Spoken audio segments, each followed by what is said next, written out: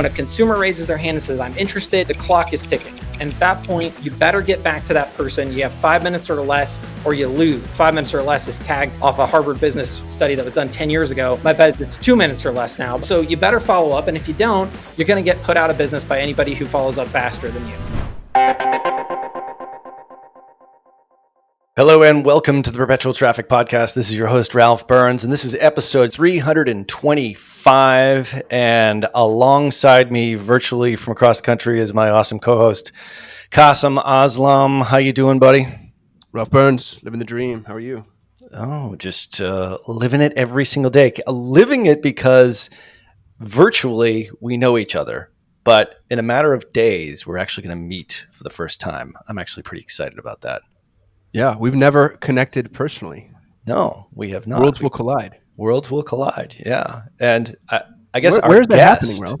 Well, you know, it might be a little bit late by the time this comes out, but you probably can still buy the recordings of the place that me and Kasim and our amazing guest, which we'll introduce in just a second, will be actually speaking at, which is nothing less than Traffic and Conversion Summit. You ever heard of that show? It's a thing that digital marketer used to do. Now it's like even bigger, and there's like tens of thousands of people, best content on the internet as far as digital marketing goes.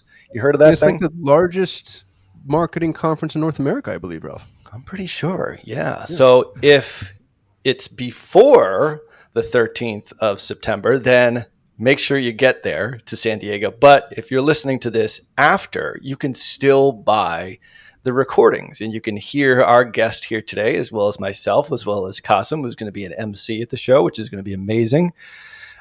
Me, I'm, humble brag here. I am going to be, doing the warm-up act for Martha Stewart, which I was pretty excited about. I think my wife, my sister-in-law, my mother are more excited probably than I am, but that's all right. But yeah, that's pretty cool. And you're going to be doing a bunch there as well, and as is our guest. But if people wanted to get the recordings for this, where would they go? I imagine they'd go to trafficandconversionsummit.com, and we'll include that in the show notes. You're putting you on the spot. That's perfect. Well, today we're going to be talking agency stuff and software. And this guy has created an amazing business in less than 3 years. And if you are an agency, and chances are you probably are, because maybe about half of our listenership here at Perpetual Traffic is an agency or a consultant, this is something that you're going to have to stand up and pay attention to and rewind and go back and listen to a couple of times. We've got Shaun Clark here from HighLevel. We'll be doing an intro in just a second. And we're going to be talking how agencies can use what he's doing, as well as a lot of the different softwares that are out there to make agencies operate much better, more efficiently. And we'll get to that in just a second before this quick break.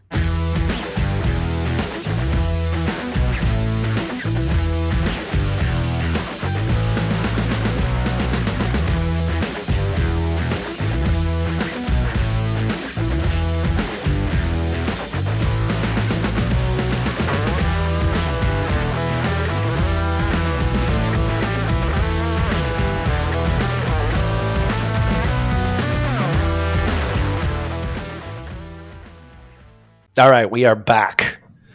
Well, we haven't even introduced the guy yet. He's just standing in the wings. He's just waiting. He's like a prize fighter. He's just, ready to go here.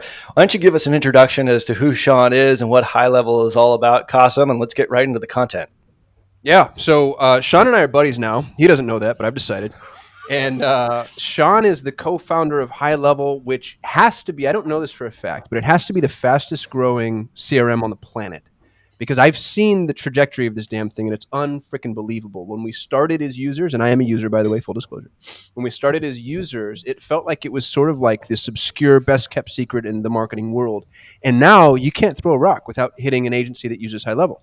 And what's cool about Shaun is he's a software engineer before he's an entrepreneur, which means he actually does the work. There's some integrity to the things that he says because he can pull off all the crap that he talks. And he's a successful SaaS owner. This is your second SaaS, isn't it, Shaun? It is. Yep. Yeah. So, Shaun, thank you for being here. Grateful to you. Thanks for having me. Good to be here. I'm excited.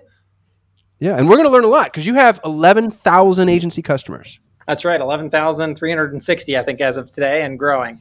Yeah. And that doesn't mean, y'all, just so you know, to put that in context, HighLevel only sells to agencies, and the agencies are the first tier but they're not the end users. So how many users do you have, Shaun? Do you know? Yeah. So, I mean, we have 11,000 agencies, 280,000 small businesses, and I don't know, probably a million users. Yeah, that's amazing. That's, and what's kind of cool about HighLevel is because it is only sold to agencies, there's a level of proficiency attached to HighLevel usage that I don't know other CRMs can tout. Is that fairly stated?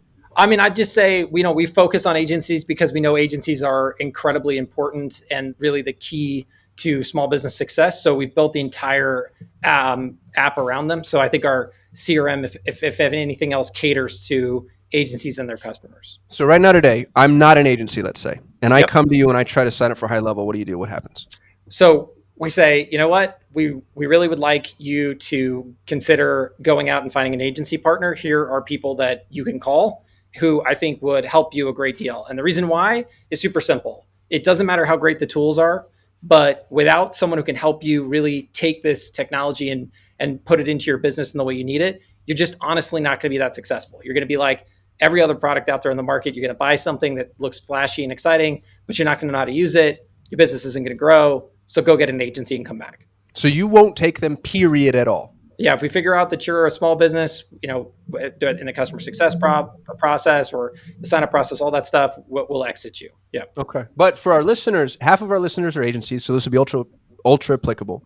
For the ones that aren't agencies, I still think you're going to get a lot out of this because Shaun's going to talk to us about what he has seen make people successful through digital marketing. And so it will give you the ability to use that for yourself and then also maybe police your agency would be my hope. Oh yeah, absolutely. And that's actually half the goal of the platform was to give visibility to agencies and their customers. And honestly, the way we got here was simple. Everybody we worked with initially was an agency. They're generating leads for their customers. They're working their tails off. They're doing a great job. They're giving a spreadsheet full of leads to their clients at the end of the month. And then the customer look at them and say, yeah, but I don't get it. This is just a spreadsheet. Like none of these people gave me any money. You're fired. And the agency's like, whoa, wait, hold on. What just happened? Right. And the reality was when we looked into it, there's a problem here. There's this thing in the middle called the nurture process that no one wants to do, and yet is critical to taking a lead and turning it to a customer. So the first thing we did is we came in, we automated that process, but then we also created visibility, which allowed the agency to say, hey, look, do you see that person chatting in and saying like, I want to give you my money. Here's my credit card number. And do you see how like you did nothing? You didn't reply to them at all. See, that's why you're not converting these people. You need to do that. And so that was really sort of step one in the world of HighLevel. 3.5 years ago. So you're hitting on a sore topic here, Shaun, just so you know, because okay. what you've done is you found the chasm between Ralph and I. Ralph has an agency, phenomenal agency, but they do conversion architecture, a lot of post-click stuff. So Ralph goes in there for clients and builds all this crap out. Sure. I know it's important, but I have chosen as an agency to just say, hey, you're on your own. I'm going to drive a lead, and if it converts, great, and if it doesn't, God bless you. So, Ralph, I'd be interested in if you want to put the gloves on and come at me, that's fine. But it's interesting that is something that you would assume is on the agency, because I almost want to fight you on that a little bit. Oh, I don't think it doesn't have to be on the agency, but I do think that so a couple of things. So first of all, automation is step one. So today with HighLevel, be it through AI and machine learning, what we generally do, so again, quick background. So we work with agencies. Most of our agencies are not working for Ford Motor Company. They're working with local business. And if you look at most local business, the lead to customer process almost always transits through an appointment, right? So either you're coming to see me, I'm coming to see you, or we're meeting in the middle. But one way or another, there's a calendar booking. And so in our platform, we've created full calendaring and booking, like Calendly or Schedule Once kind of thing, and then we automate the conversation. So it's like, hey, Bob, thanks for registering for our free teeth whitening offer. Is now a good time to get you booked? And then this often happens over text messaging. And because Bob just registered, he's like, yeah, that'd be great, or sure, that'd be awesome, or whatever. And then we know that's positive, and then we can say, okay, awesome. Well, when would you like to come in? Oh, Thursday. And we're looking at the calendar, and the AI is sort of chatting back and forth. And in about half of the cases, we're able to automate that whole booking flow, right? And look, I don't care what you want to do or not want to do. At the end of the day, the business owner, your customer, wants a booked appointment. That is absolutely critical from their perspective to their success. But I think that whether you take it on as an agency or you don't, just giving them the platform in which to do it and which to see it is incredibly important. And really, honestly, when we first got into the game, especially, did not exist. And Ralph, do you do this for your customers, or do you give them the platform and then let them fill in the blanks? I mean, I think it depends. I mean, I think the model here is really interesting because you're speaking to more local business profiles, which is a lot of listeners of this show here, a lot of agencies that deal in that kind of appointment regulated world. And having come from that world previously and sort of not doing it as much, realizing that that's where the incredible drop off is. And there's always this example that we use, through a bookkeeping company that I used to do work for very early on in my agency career, is that we produced thousands and thousands of leads, and they fired us after 3 months because they said Yep. we weren't doing anything. So that's sort of the Bingo. story. And I realized, well, the sales guy that I thought was actually calling up, and these are name, email, and phone number, Shaun. Like, Sure. it doesn't get much easier than that, especially if you have 4,000 or 5,000 of these. You should probably be able to close at least one and maybe pay for my agency fee at that point, which was, I don't know, like $1,500 a month or something ridiculous. There you go. Yep. There's the classic 1,500 plus ad spend retainer situation. 100%. So, I mean, I see the need. Like, where, if tell me this, like, if somebody, let's take HighLevel out of it. Like, what can you do as either an agency owner or just a small business, just in general, before you set any automation up? And obviously you guys have an automated solution here, especially for agencies, which works extremely well. But like, as a business owner, let's talk to that crowd too. Like, would you expect them to be able to understand that? Yeah. So take the tech out of it. So my first business out of college was super cool and super exciting. It got me a lot of dates with girls. I started an answering service. But what was awesome about this answering service is we scaled it from 0 to 5,000 small business customers. And here is what happened every single gosh darn time. Businesses would come to us kicking and screaming. They hated the fact that they had to sign up with us, but they did it because their customers were complaining they weren't picking up the phone. And then the first week after they signed up, they would near darn send us flowers every time, because the amount of money that would pour into their business was insane, because they were just simply missing calls. And what this is this simple idea that I don't care what business you run. I don't care if you went to medical school, you never graduated high school. It doesn't matter to me. When a consumer raises their hand and says, I'm interested, the clock is ticking. And at that point, you better get back to that person. You have 5 minutes or less, or you lose. And I think 5 minutes or less is tagged off a Harvard business study that was done 10 years ago. Yep. My bet is it's 2 minutes or less now, but let's just call it 5 minutes or less, and you lose. And so you better follow up. And if you don't, you're going to get put out of business by anybody who follows up faster than you. Yeah. Now, so the name of the counter game to that here is argument, Mhm. follow-up is key. So let me just tell you the story. We have a house in Maine, and Maine, like the state of Maine, it's not exactly sophisticated from a tech standpoint. The local businesses up there, everyone drives a pickup truck that's about 10 years old. The point is, we needed a tree guy to come and cut down about 7 or 8 trees before the wintertime, before it I destroyed think our they house. prefer arborist, Ralph. Arborist. Yeah. You know, what we actually found was, like, tree guy was the Google search that we actually found. So, especially in the outskirts of Maine, I get that. absolutely. We have those here in Oregon too, in the outskirts of Oregon. They're tree guys. We called 10 tree guys. I think maybe one of them was an arborist. I didn't even care. We just cutting the damn thing down. It's not like, we're doing this trimming. Tells you really have a lot of out of 10. 1 out of 10 called us back just because they had installed. You could tell she was either a mom doing it part-time. She was obviously on her cell phone. I could hear kids in the background, but they called me back. It's like, if you're a small business, like, that unto itself, like investing, I don't know how much they pay her per month. Let's say it's $1,000, $1,500, whatever, just to call people back that come in from, like me, who needs something very quickly. Like, they won the business, and they immediately came out to the house.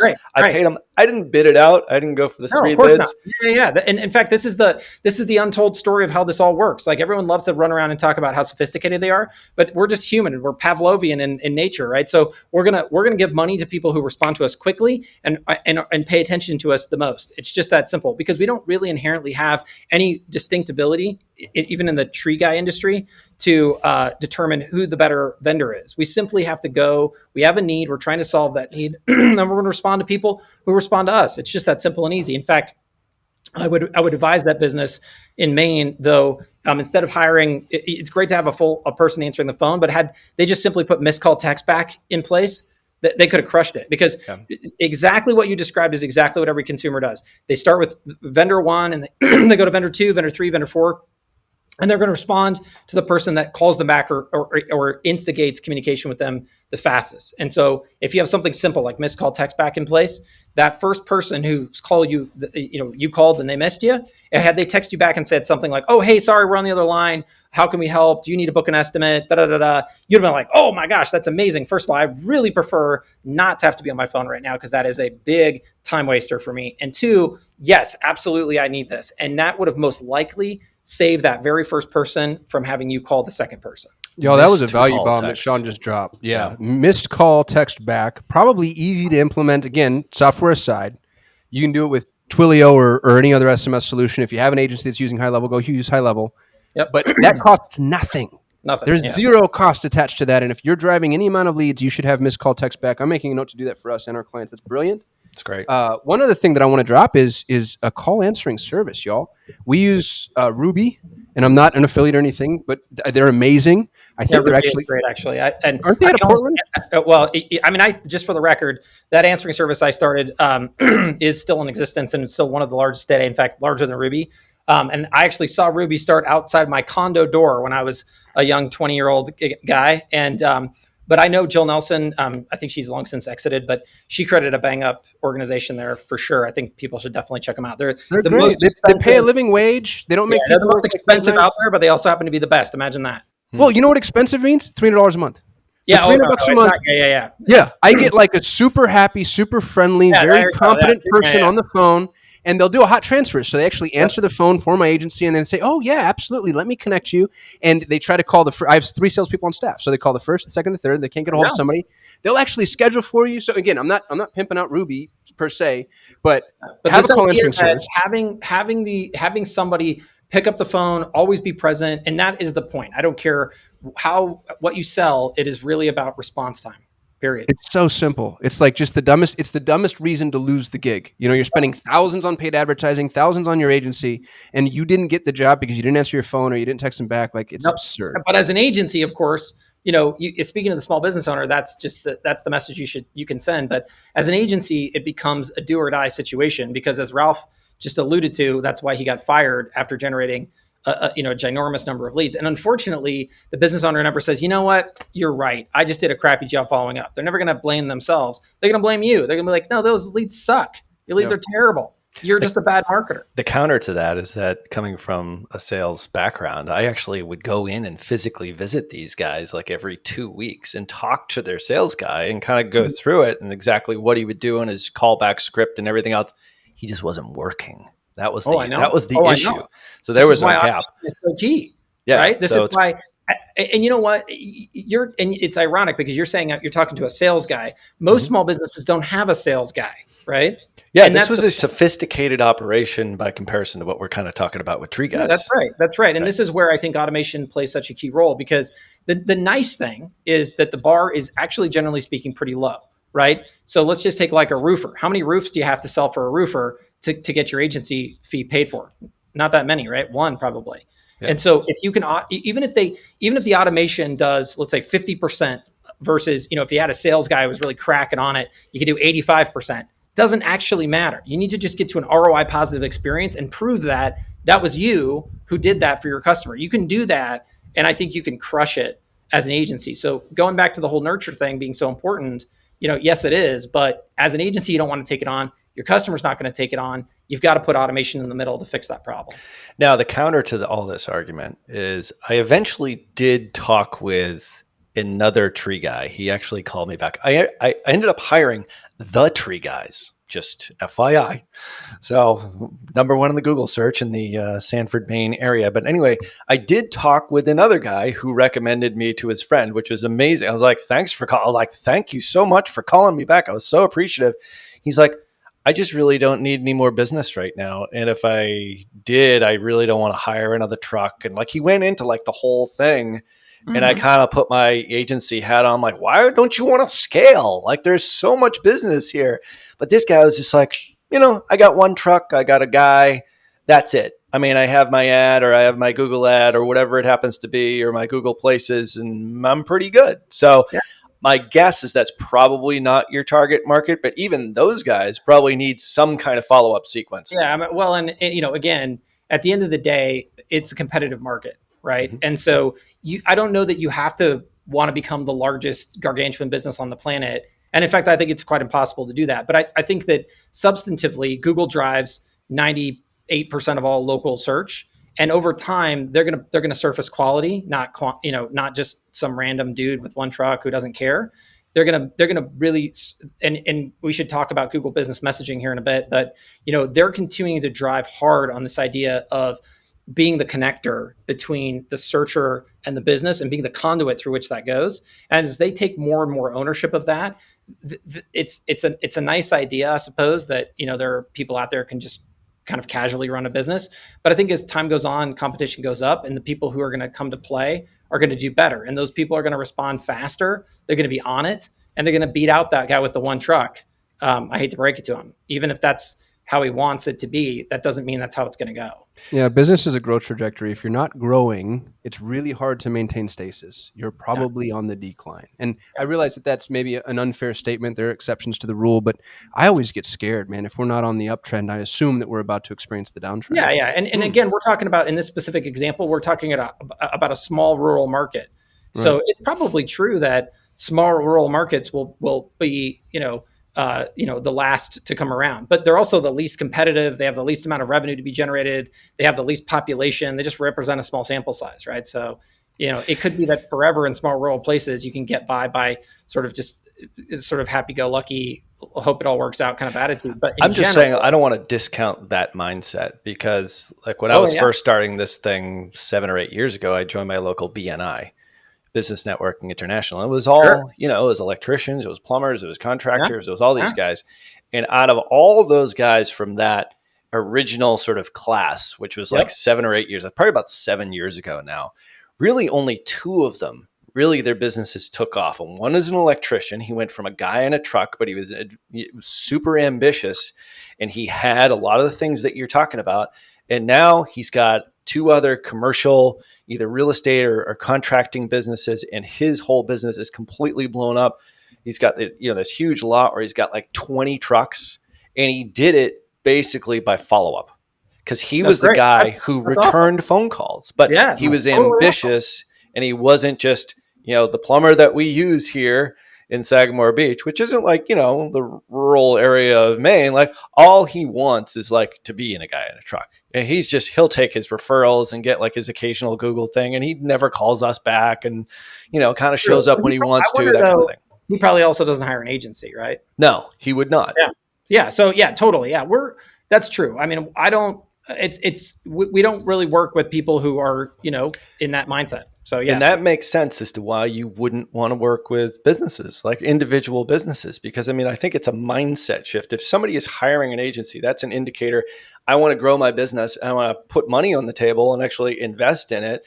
Therefore, a service like what we're talking about here, for HighLevel, but even at the very least, some kind of follow-up is going to have to be a part of the entire strategy. I totally agree with that. Yeah. Well, let's make that a little tangible, if y'all don't mind. So we've got listeners here that don't have a follow-up sequence in place and are maybe a little intimidated by it. Shaun, you've got 11,000 agency customers.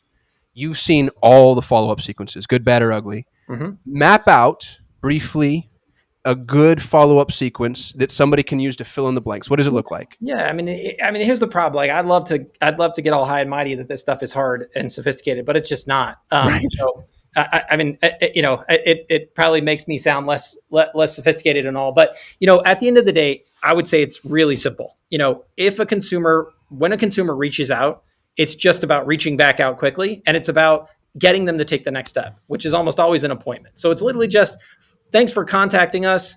In order to get you the thing you want, in order to get you to success, we need you to do X. And it's generally, we need you to book an appointment, click here, right? And it's literally just about trying to get them to take that action, and then being prepared for them to either half the time take that action, which is great. Congratulations, you just got a booked appointment, in which case now you should be able to know what you're doing and go out and operate.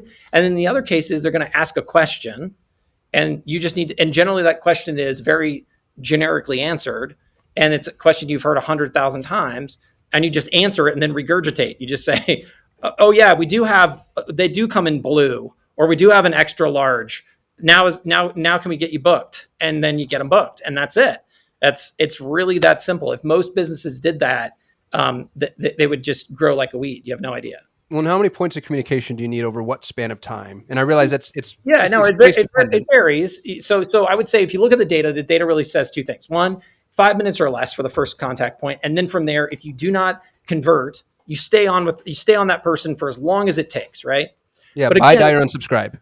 exactly, right? But if you look at the reality on the ground, the bar is so low today that I think that if you did it once, you'd be the amount of business you would get would go through the roof. But I think realistically speaking, 2 or 3 times for a local business crushes it, because Yeah, if I that remember. person has reached out and said, I'm interested in getting my water heater replaced, and you've hit them up 3 times over 2 days and they haven't bothered to do anything about it, well, gosh, I guess apparently they're good. Infusionsoft has a statistic that they push to their partners a lot. They said that 80% of all conversions happen after the seventh touch point. Oh, I think that's true as like a common heuristic, but that varies across industries and all those other things. I don't, and again, absolutely, I think 20 touch points is better than 3. But Right. I think if you're just getting started, like just do that basic little like first piece. Like I don't want to scare people into thinking, because a lot of people, the other thing I get a lot is people be like, yeah, but what would I say in those 7 touch points? And I'm Hmm. like, actually, you say the same thing Same damn thing. Yeah. over and over and over again. You don't even actually have to change the verbiage, but you probably should. But just say, hey, is now a good Change time the to book? subject line. Well, yeah, well, but and the other thing these days with local business, it's almost all about text messaging. So there's no real subject lines in a lot of it. But yes, there's email marketing, absolutely. But in general, it's just, hey, are you ready to book? Is now a good time to book? How about booking now? Got any questions? If not, let's book, right? It's like you're just repeating the same thing over and over and over again, trying to get a response out of that person, because invariably it's either they're going to book or they're going to ask a question. There are no two other ways to go. And so that's what you need to get out of them. And if you just consistently do that a couple of times, most people are going to book. If you weren't using HighLevel, what would you use? Let's say you're a small business and you're not working through an agency and you can't afford one. What's the simplest, easiest, cheapest tool out there for a follow-up system? Well, it is HighLevel, but I mean, even on You're the not allowed to cheapest, say high level. I know. Oh, sorry. Well, HighLevel is just a word. But I would just start with my cell phone, right? Like I just start with my cell phone. That's the cheapest, easiest tool. Yeah. Just start Follow texting up. people People are automatically. calling in. They're not calling in on their house phone unless they're like No. you have a really Does old, anybody have a house phone? older Do either of you demographic. have a No one has landline? a house phone. Look, if I people have house do. phones. Ralph, you do not. Yeah, Oh, but you're it's like killing my me. wife wants to keep it because my in-laws forget our cell numbers and I don't know. It's a long story. But anyway, I This is shouldn't have a embarrassing. home number at We all. gotta I edit this agree. out.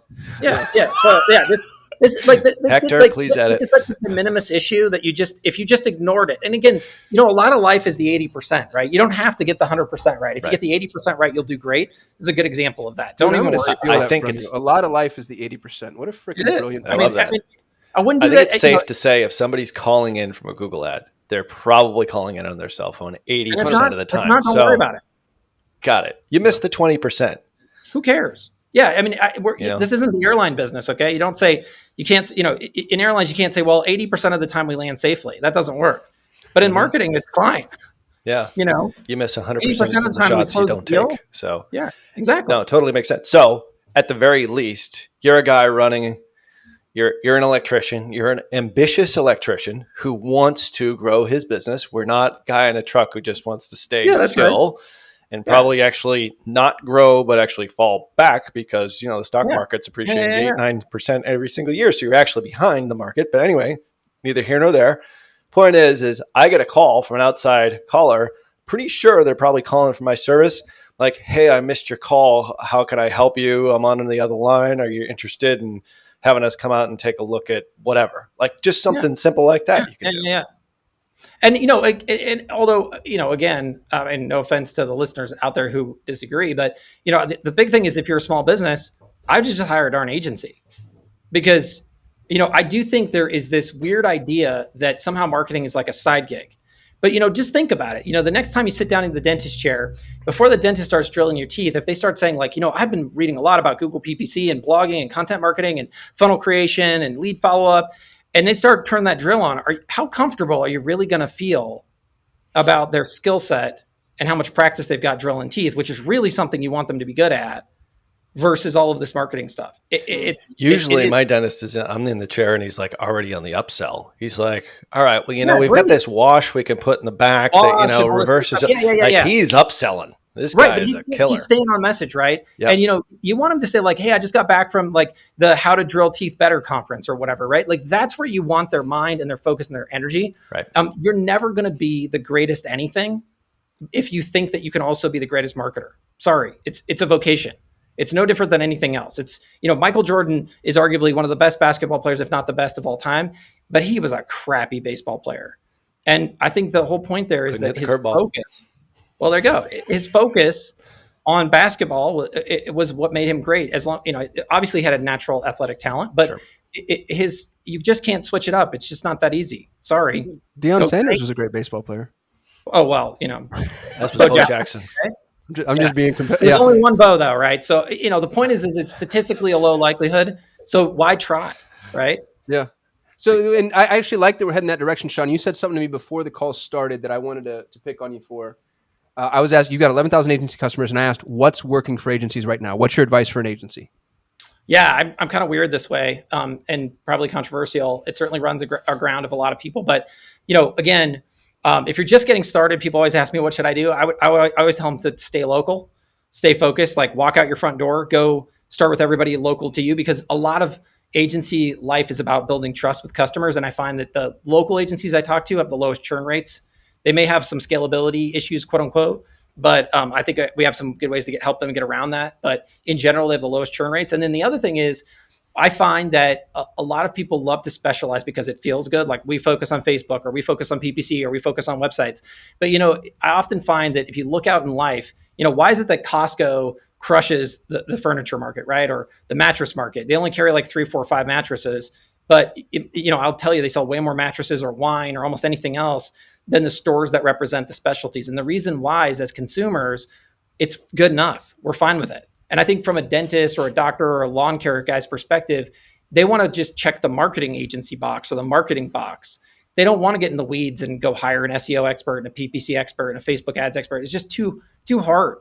They just want that kind of fly in the face of the whole, like Michael Jordan was good at basketball but not baseball. Like totally does. But you know what? The reality is that agencies see it from their own perspective. They think that they have to be that good at one thing to be successful for the customer. But I think the customer is looking for an ROI positive experience. And I think about it kind of like, think about McDonald's. They can't be the best cheeseburger in the world. And yet people order a lot of cheeseburgers there every single day. And why is it? It's because it's good enough.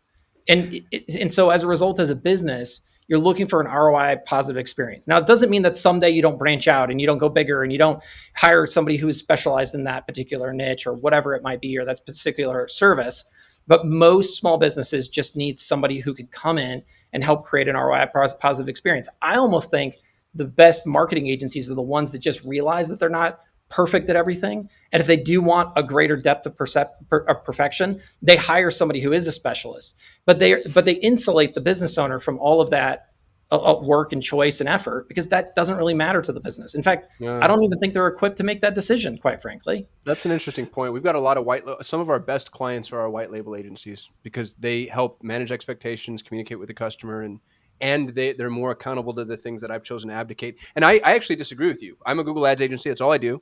We're the best Google agency in the world, and we couldn't have been had we not niched down. But I do understand what you're saying as far as, like, if I'm a small local business, I want to write one check. I want one point of contact. I don't want to, and honestly, you probably can afford me. I hate to say it. And B, you probably can afford, like, any 2 practitioners just broke the bank. So I see where you're going with that, for sure. Well, and again, it doesn't mean that you shouldn't be who you are. It just means that, just as you alluded to, your best customers are people who can actually understand your value, right? And if you tried to go down to the average small business, remember, they have 5 minutes every day to think about marketing, right? They need to make a very quick decision, and it's just too hard for them. And they're not even any good at this. And that's the whole point. They don't have expertise. How do they know that you're the best tree guy in the world? They don't, right? They just need to find a tree guy and get going.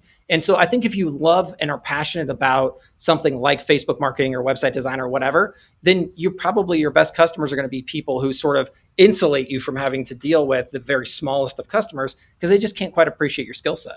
I would submit that a local marketing agency is a niche. I mean, it's Agreed. counterintuitive, Favorite but niche, by the it's way. like it's a hyper niche because all you're really doing, chances are you're probably doing just one thing to really like push those buttons. It's an 80-20 of an 80-20, most likely. Like in my case, we started with BNI, Business Networking International. It's a total local group and then we would go like, I got all the people in my group, like customers of mine as much as I possibly could, or I gave them helpful, useful stuff. They're like, this guy's great. And they recommend me to other people. Yeah. They might not hire me. So that was my niche before we kind of went into like this whole other thing. I didn't really care where the leads were actually coming from. So we did local citations. We did like a bunch of like black hat stuff. And then we added in Facebook and everything else, but it was local businesses. And that was our niche. That is my favorite niche. It's a great niche and it's a great place to start. I guess if we're talking to like new agencies, or maybe if you're a consultant listening to this, you're like, all right, well, I hear Burns saying like niche down to scale up. And what's my niche? Well, local is a very easy way of doing it. And actually face-to-face selling is something that we've all lost, especially in the last 18 to 20 months. But the point is like Business Networking International, for me, local chambers of commerce, were all great. And I way undercharged for my prices to start and then gradually raised them and then gradually went outside of the local market to the regional market, national and international. And that's kind of how we did it. But I think it's a tremendous way of doing it. Yeah. I love that idea. This isn't just the crazy idea. Gail Goodwin has a wonderful speech. She was the CEO and founder of Constant Contact. And, she talks about all the amazing money they spent and things they did to try to get more customers. And what they found it worked really well for them at the end? Chamber of Commerce meetings. That was one of their best resources. And so, and I know people who pitch specializing in different markets. There are definitely people who do that. They also tend to have to hit like the top 10% of any market. If you want to go after plumbing and HVAC and you want to do it nationally, that's totally possible. But you're probably going to end up targeting a very small subset of the market that can pay big money every month and consistently do that and does that already at a distance. Because the other thing is, if you're truly dealing with local business, remember, they live local, act local, buy local, operate local. So they have a lot of expectation around this idea of local. And in many of these businesses, think about a dentist. Patterson Dental drives a truck up to every dentist office every day and drops off locally supplies. They have a local rep for many things. And so there's this already pre-built expectation that they're already operating locally. So for you to swing in on a tree and charge them what is probably a very high amount of money relative to almost anything they already spend on, and you do so at a distance and you never visit them, that really flies in the face of what they're used to. Yeah. Yeah. I couldn't agree more. I mean, I think it's a great way to, we just chose to go away from it, but I could see a pathway for very local types of businesses and getting really good results for them. We just sort of matured and, from a local perspective, I was just sort of tired of it. So we sort of went more national, but the money is local. It really is. Like people always want to, go, I'm going to go here to find my pot of gold. Well, there's pots of gold everywhere. And there's a great story of like the farmer who like left his farmhouse when he was trying to dig for diamonds. And then he goes to the desert and because he hears diamonds are there. And then some guy like buys the old farmhouse and, he's walking by the stream one day and sees a glint. And then all of a sudden there's like a whole diamond mine was under his house. That's the story of the alchemist, right? Like you don't find the treasure until you journey off into the unknown, but the treasure is always where it was that you came from. Absolutely. And it's so true. And yeah, my father-in-law, who was a local business owner, would always reinforce, like, stay local. The money is in local. And then, of course, I went national, international. Didn't really listen to him. But you started local. I started that way, for sure. I think that's the most important thing to remember, right? Mm-hmm. It doesn't mean you – and this is the other thing I think people always misconstrue. They think that somehow, like, by making a choice today, they've made a choice forever. Correct. And that's just totally inaccurate. In fact, I think by starting local, you're more likely to raise your level of success. Therefore, you're likely to have funds to propel yourself to the next level versus trying to jump to the end. This is the problem in life. I use Michael Jordan as an example. We love to look at examples of people who are absolutely at their height, but we rarely ever rewind back for when they were obscure and unknown and look at how they matured over time. It's a journey. It's not a destination. You know what's really interesting about that? And this is something of a departure, but I hope that we can bring it around full circle. I dislike some of the advice that people get from certain entrepreneurial sources. And I'm going to pick on Gary Vee. I really, really, really love Gary Vee. I like what he has to say. But Gary Vee started with a $3 million business. He took a $3 million business, his dad's wine company, and he grew it to a $100 million business. And the problem I have with that is I contend it's harder to grow what Gary Vee's dad did, which is take a $0 business and grow it to a $3 million business. I think is harder to do than take $3 million and grow to 100 million. And yet Gary Vee gives advice to new stage entrepreneurs thinking that it's the same thing. And I don't think his advice is actually applicable. It's context dependent, just like you said, Shaun. I have a bone to pick with him as well. I had forgotten that story. 0 to 3 million is a tough road, right? Yeah, like most people don't make it. But once you're at 3, you have scale, you have proof of concept, you have capital, and by the way, you know where your next meal is coming from. Exactly, I mean, dude. I used to troll Costco on the weekends, eating their free tryouts. That's how I fed myself. And there's a psychological safety net to knowing like, oh, I'm not going to go hungry today, And Gary had all of that good stuff. But it drove your hunger to succeed, though. Yeah, I do think that. Like when I was dirt poor, penniless, and my wife was paying for all the, God bless her, she supported me in all those years. Like I was hungry as hell, like because I just wanted to get out of it. It drove that success on 4 or 5 hours of sleep for 10 years. With the general principle, right? Which is you have to look. You have to look at examples that are within reach. Yep. Sure. And I think that's incredibly important. I don't listen to, I'm not really on the Gary Vee train myself. I don't listen to him, but I don't listen to anybody because I don't have time. But yeah, I would say that if you don't have somebody give you a couple $1 million business, it's going to be tough to get 100 million. Not to mention, by the way, for the record, you don't actually have to have $100 million business to be happy. No, Shaun, that's blasphemy. How dare you? Yeah, I know. There's data on that. The New York Jets. Yeah, so past $72,000 a year, and I'm sure that number might have changed adjusted for inflation. Inflation adjusted, but but the $72,000 a year line of demarcation is where people where you no longer experience more happiness for money. And then there's the study goes on to say that past a certain number, I forgot what it was, but call $500,000 a year, it actually starts to go down. Yeah, I mean, I go to Omaha every year to listen to Warren Buffett, and Warren Buffett will tell you he knows a lot of billionaires that hate their lives. Whose kids hate them, who will die alone and unthanked and unloved because they spent their entire long years working their butt off to create yet another 100 million here and 100 million there. But at some point, it doesn't really matter because it buys you nothing more than you already have everything you want, and another dollar doesn't help you at all. Literally, it doesn't do anything for you. You cannot functionally get anything out of the world that you don't already want or have. And so I believe that. Yeah, and I would say that there's a great book, actually, I am reading called The Psychology of Money. And they say the biggest determinant of happiness tends to be people's ability to choose what they do with their time. They have enough money to create choice in what they spend their time on that drives their ultimate happiness in life. Couldn't agree more. My wife tells me that every single day. So getting back to, we've been talking a lot about local businesses, which is great because I think there's a lot of local businesses that listen to this and agencies that serve local businesses. Perfect, obviously, for HighLevel, and we'll give people links in the show notes as well as an opportunity to potentially work with you guys. How about non-local businesses? Like, what are they missing? Where, like for us, we don't work with any local businesses. We do work with some franchises who are local, which, have their own sort of way in which to, much better than the accounting software company that did not have any pathway. They have actually a really good pathway. It was the first thing we audited when we audited their ad account and their business. What's your follow-up? Otherwise, it's a waste of time for us. So non-local businesses, how would you where do you guys fit in and what's your recommendations? Are we talking about the franchises that you're talking about? Because they still have the same problem as the local business. They still better have a great nurture process. And in fact, actually, this doesn't really change as local to non-local. It matters. There's a lead. At some point, there's an interest. There's a hand raised, right? Mm-hmm. And unless that transaction is truly online, in e-com, ultimately you're going to need a way to get that person through the process.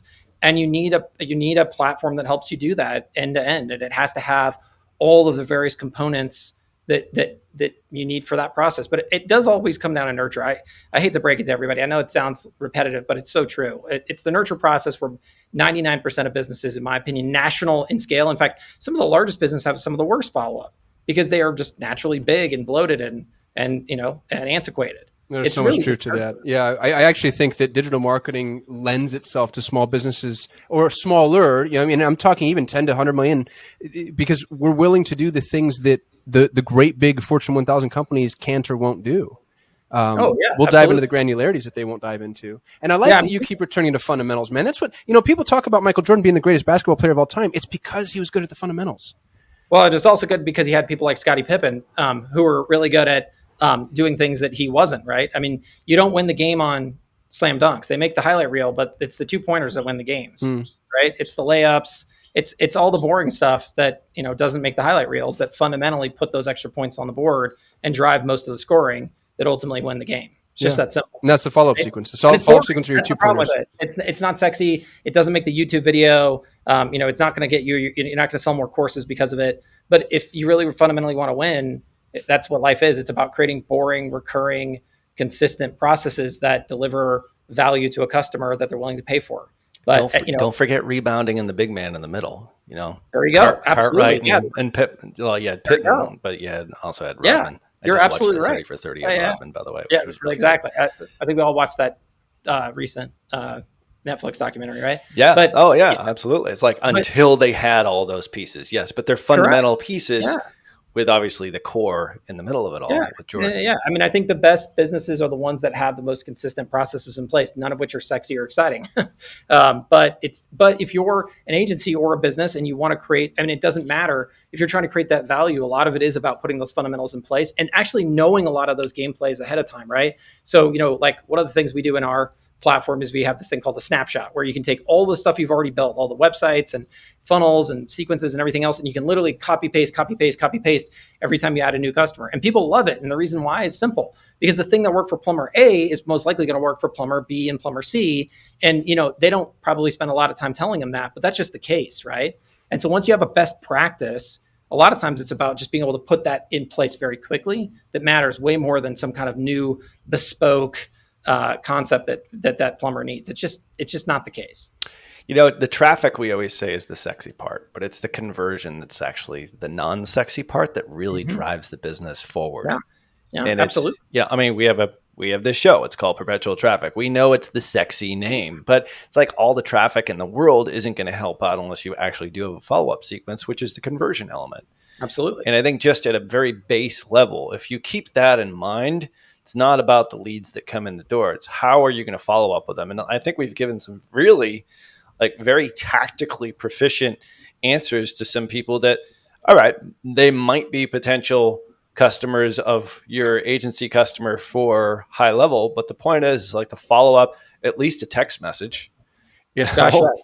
Text messaging. Returning calls. You don't even have to return the damn call. Just text message back. Text messaging is taken over, and messaging in general is a big shift. I mean, maybe this is a good time to talk about Google Business Messaging. If you want to talk about tactical things to look at, Google Business Messaging, I think, is going to be the biggest change in local, especially on Google, that you'll see probably in the last 10 years as it rolls out. And this is a very simple concept.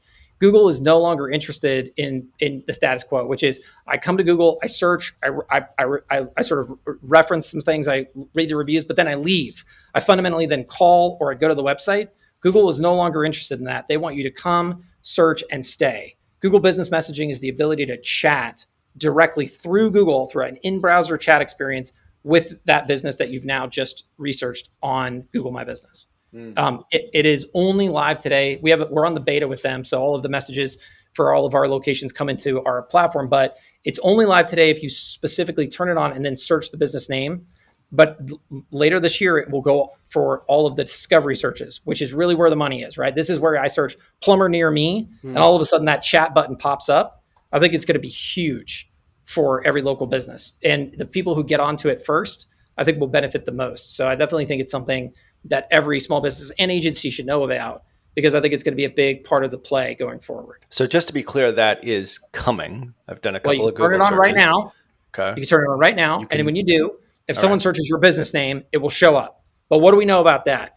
We know that the vast majority of people who already know your name, they're already probably customers. Right. Or maybe they got a recommendation, whatever. But point is that they're not the discovery searches. They're not the places where you're going to show up next to your competitors. That piece is going to go live later this year. I see some of them actually. I hadn't even noticed that before. It's coming. With a Google guaranteed like sticker on it. It looks like. Google guaranteed is not required. You don't have to be Google Okay. guaranteed. So the Google is a beast of an organization, as we're all aware. So there's a lot of competing parties here. But this is the idea that inside Google My Business, and I think, by the way, they're going to move this eventually to other places like the LSA, local service ads and things. But you do not have to be Google guaranteed to use it. It's just the idea that you could turn on chat as a channel, and it doesn't require that you use your local, like the consumer doesn't have to use their phone number.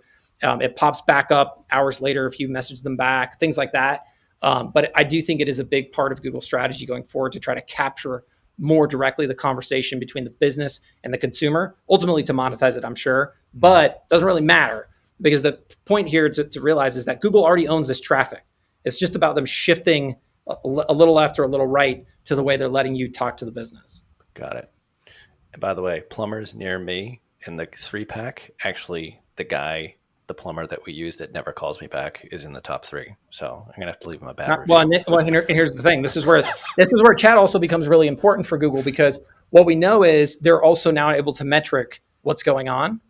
And so they're going to start to prioritize people based on, do you respond? How quickly do you respond? How long are your conversations? What happens in the conversation? Because they're also going to introduce payments, calendar booking, all that stuff in that same stream. And so they're going to be able to start actually enriching their own data set with the behavior. And they're going to use that eventually in the ranking algorithms. Okay. So if you turn it on, you better be ready, it sounds like. Yes. Otherwise... And in fact, what they've told us very specifically is they're not doing this yet, but eventually you turn that on and you start doing a crappy job, they're going to turn it off and they're going to disallow your use of it. They already send post-conversation surveys so they can already start collecting that data, but they already know, like, what's your response rate, how long is the conversation, all this stuff. So yeah, it's coming. It's taken them a long time because they're Google, but when it comes, it'll be pretty insane.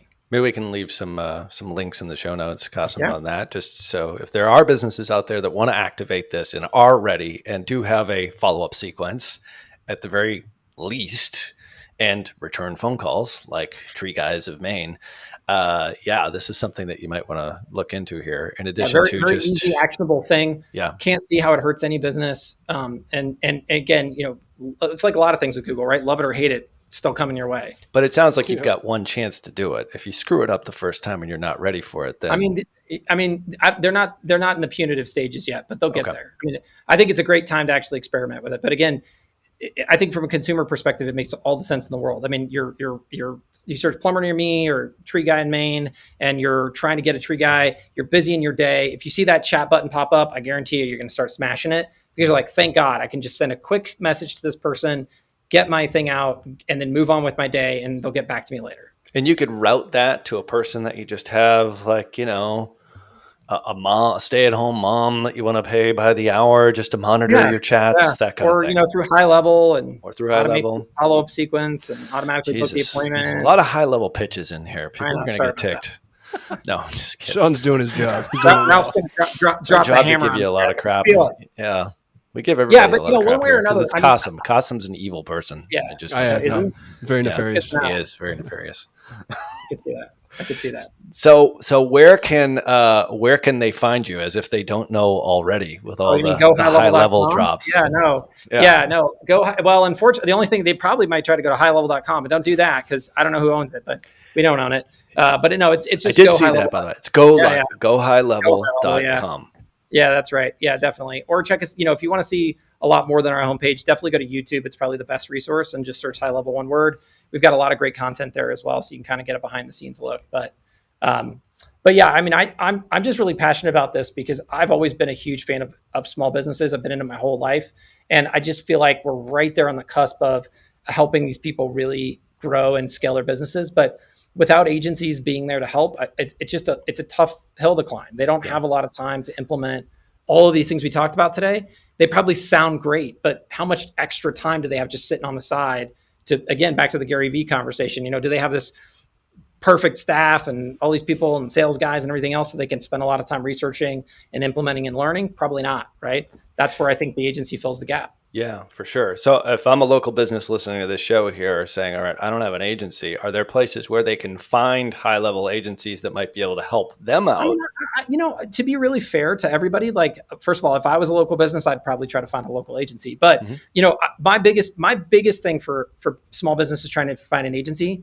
please just do the most obvious of things. First of all, go on Google, search down agencies, find people in your niche, however you want to do it.